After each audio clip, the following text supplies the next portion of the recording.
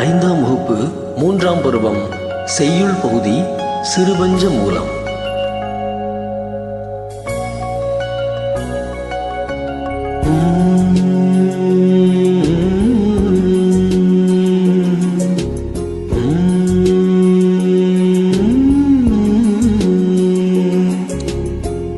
கண்வனப்பு கண்ணோட்டம் கால்வனப்பு செல்லாமை என்பனப்பு இத்துணையாம் என்றுரைத்தல்.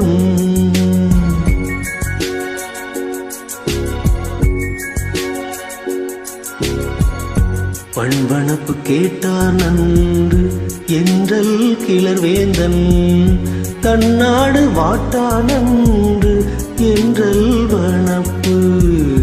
கண்வனப்பு கண்ணோட்டம் கால்வனப்பு செல்லாமை என்பனப்பு இத்துணையாம் என்றுரைத்தல்.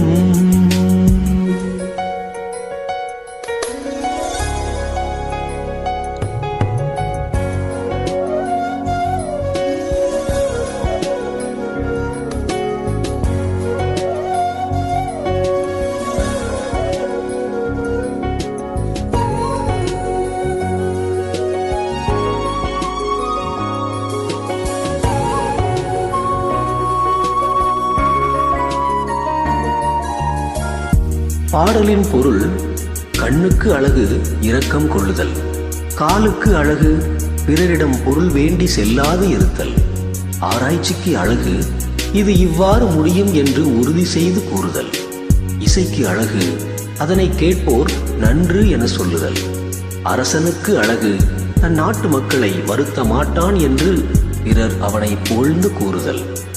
14 கீழ்கணக்கு நூல்களில் ஒன்று சிறுபஞ்ச மூலம்.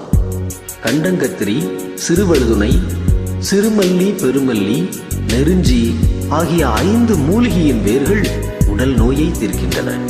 அதுபோல இந்நூலின் ஒவ்வொரு பாடலிலும் கூறப்படும் 5 கருத்துக்கள் மக்கள் மனநோயை தீர்ப்பனவாக உள்ளன.